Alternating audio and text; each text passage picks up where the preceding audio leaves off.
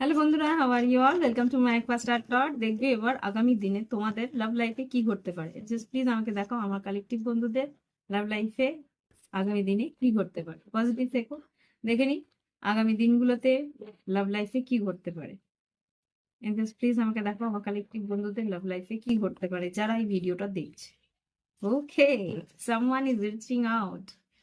কেউ তোমার দিকে ফিরে আসার চেষ্টা করছে। হুম। আর যে কার্ডস গুলো বেরিয়েছে দেখে নি। ওকে, এখানে কিন্তু একটা বড় গল্প আছে। কেউ তোমার দিকে প্লেয়ার এনার্জি নিয়ে এসছে। প্লেয়ার এনার্জি মানে এই আসবো, মজা করব, ঘুরবো, টাইম পাস করব, বেরিয়ে যাব। কিন্তু এই ভালোবাসায় কিন্তু বুঝে গেছে যে এই মানুষটি, যে তুমি অ্যাকচুয়াল সেই পার্টনার যার জন্য সে এত দিন ধরে অপেক্ষা করেছিল। Okay, this could be the one. আর এখানে যেটা বুঝতে পারছি, তোমাকে হয়তো একা ছেড়ে চলে গেছিল একটা সময়ের পরে।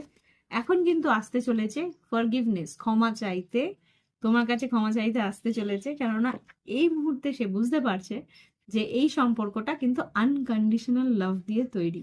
এই সম্পর্কে কিন্তু নিঃস্বার্থ ভালোবাসা তুমি এক তরফ থেকে দিয়েছো, অন্য তরফ থেকে কিন্তু সে বুঝতে পারেনি। এখন সে বুঝতে পারছে, এই জন্যে রিচ আউট করছে, তোমাকে ফোন করতে পারে, মেসেজ করতে পারে। কেন?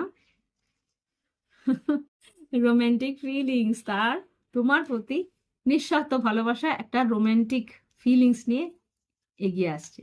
কেন? Live in the passion. তোমার প্রতি যে ভালোবাসা সে কিন্তু অস্বীকার করতে পারছে না।